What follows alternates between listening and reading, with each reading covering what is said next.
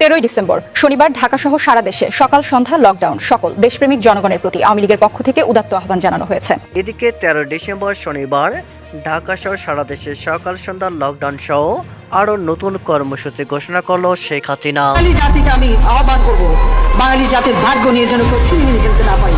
এই দেশ আমাদের, রক্ত দিয়ে স্বাধীনতা এনেছি, জাতির পিতার আদর্শ নিয়েই বাংলাদেশ এগিয়ে যাবে। এদিকে অবৈধ সরকারের নির্বাচনী তফসিল ঘৃণা ভরে প্রত্যাখ্যান, কঠোর আন্দোলনের হুঁশিয়ারি আওয়ামী লীগের। ইউনূসের পতন না হওয়া পর্যন্ত এক দফা কর্মসূচি ঘোষণা। আন্তর্জাতিক চাপের মধ্যে পড়েছে সেনাবাহিনী। শেখ হাসিনার বিরুদ্ধে বর্তমান সরকারের মিথ্যা অভিযোগের ভিত্তিতে আদালত শেখ হাসিনার বিরুদ্ধেই রায় দিবে, তাই এই রায়কে অবৈধ ঘোষণা করতে সেনাবাহিনীকে চাপ দিচ্ছে আন্তর্জাতিক মহল। এদিকে নির্বাচনের ঘোষিত তফসিল অবৈধ ও প্রহসন প্রত্যাখ্যান করে সাবেক ছাত্রলীগ নেতাদের গণবিবৃতি।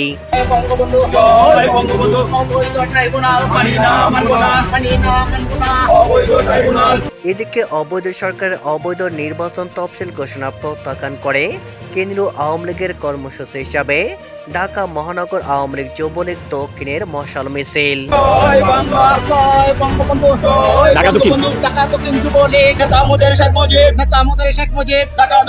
এদিকে এবার মাহফুজ ও আসিফের দুর্নীতির অভিযোগে রাস্তায় তৃণমূল এনসিপি।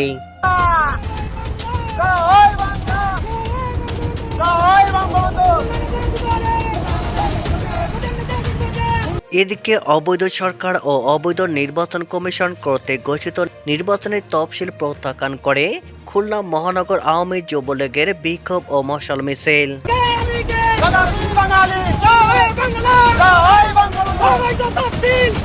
এদিকে গ্রামীণ টেলিকমের 30,000 কোটি টাকার সম্পদ বিদেশে নেওয়ার চেষ্টা ডক্টর ইউনূসের চাঞ্চল্যকর তথ্য ফাঁস।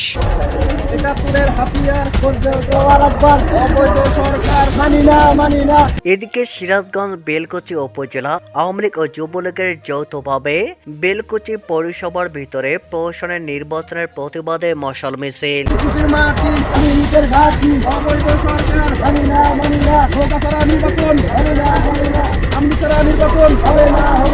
এদিকে 13 ডিসেম্বর শনিবার ঢাকা সহ সারা দেশে সকাল সন্ধ্যা লকডাউন সহ আরো নতুন কর্মসূচি ঘোষণা করলেন শেখ হাসিনা। বর্তমান সময়ের প্রেক্ষাপটে বিভিন্ন দাবিতে বাংলাদেশ আওয়ামী লীগের নতুন কর্মসূচি ঘোষণা। জনগণের জানমালের নিরাপত্তা বিধান, নিত্য প্রয়োজনীয় দ্রব্যমূল্য কমানো, অবৈধ দখলদার খুনি ফ্যাসিস্ট ইউনূসের পদত্যাগ, বঙ্গবন্ধু কন্যা শেখ হাসিনা, শেখ রেহানা, সজীব ওয়াজেদ জয়, সাইমা ওয়াজেদ পুতুল সহ জাতির পিতার পরিবারের অন্যান্য সদস্য সহ সকলের বিরুদ্ধে অবৈধ ক্যাঙ্গারু কোর্টের প্রহসনের রায় বাতিল। সকল রাজবন্দির নিঃশর্ত মুক্তি। মাননীয় প্রধানমন্ত্রী দেশরত্ন জননেত্রী শেখ হাসিনা সহ সকল রাজনৈতিক কর্মী, বুদ্ধিজীবী, সাংবাদিক, সংস্কৃতি কর্মী, পেশাজীবী, ব্যবসায়ী ও শান্তিকামী নিরীহ জনগণের বিরুদ্ধে দায়েরকৃত সকল মিথ্যা ও গায়েবী মামলার প্রত্যাহার। অবৈধ ক্যাঙ্গারু কোর্টের আইসিটি কোর্ট বাতিল। বাংলাদেশ আওয়ামী লীগের ওপর অবৈধ নিষেধাজ্ঞা সহ সকল প্রতিবন্ধকতা প্রত্যাহার করে গণতন্ত্র কায়েমের লক্ষ্যে অবিচল দল হিসাবে নির্বিঘ্নে আওয়ামী লীগের নির্বাচন সহ সকল গণতান্ত্রিক কর্মসূচিতে অংশগ্রহণ নিশ্চিত করার দাবিতে বাংলাদেশ আওয়ামী লীগের কর্মসূচি ঘোষণা।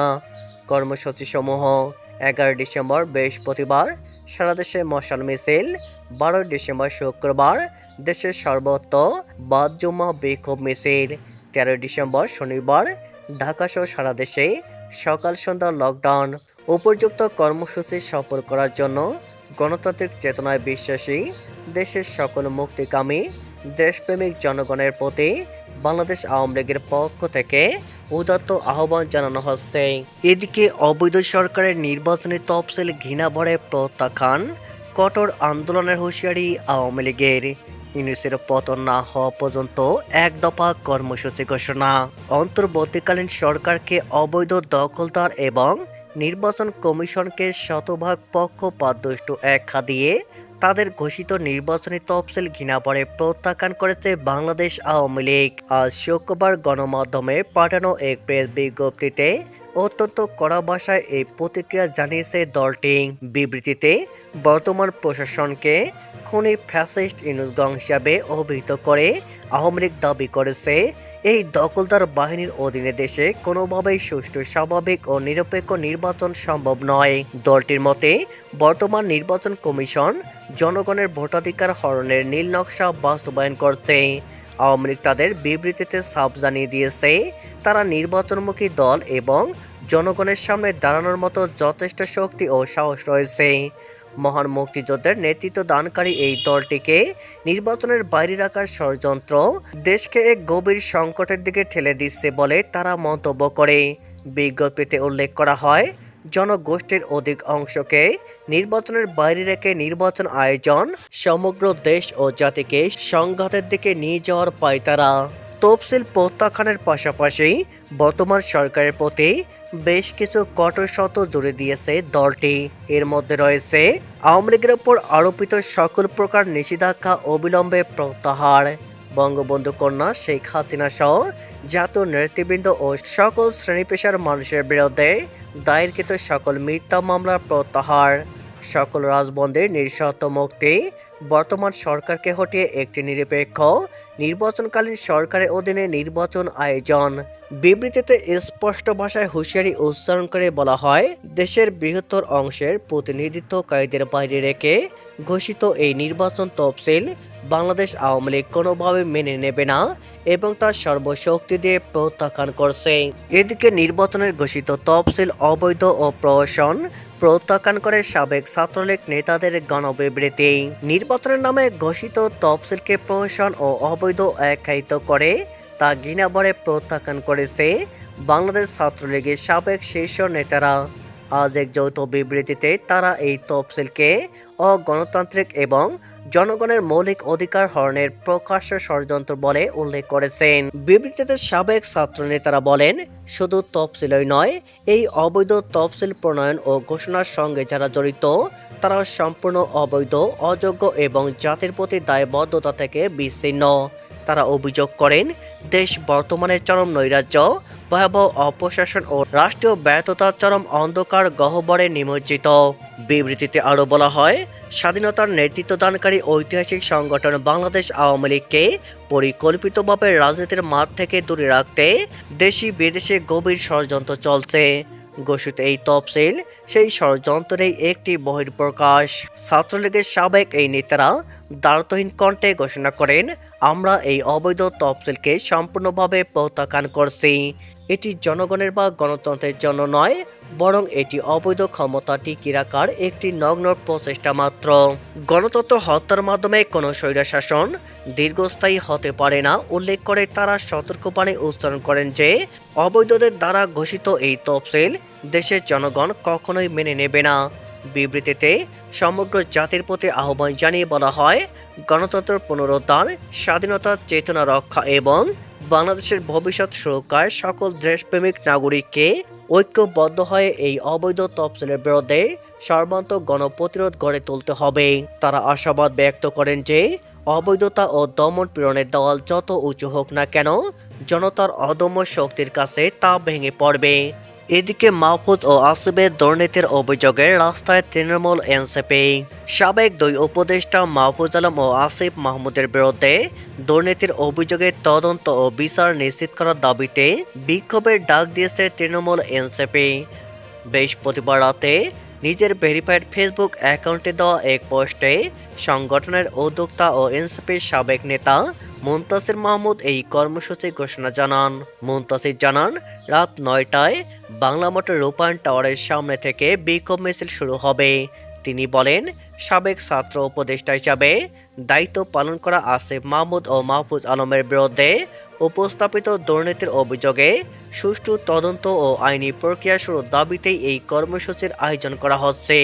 তৃণমূল এনসিপির বিক্ষোভের আয়োজক হিসাবে দায়িত্ব পালন করবে। উল্লেখ্য, এর আগে মুনতাসির মাহমুদ তৃণমূল এনসিপি নামে একটি নতুন সংগঠন গঠনের ঘোষণা দিয়েছিলেন। এদিকে গ্রামীণ টেলিকমের ৩০,০০০ কোটি টাকার সম্পদ বিদেশে নেওয়ার চেষ্টা ডক্টর ইউনূসের চাঞ্চল্যকর তথ্য ফাঁস।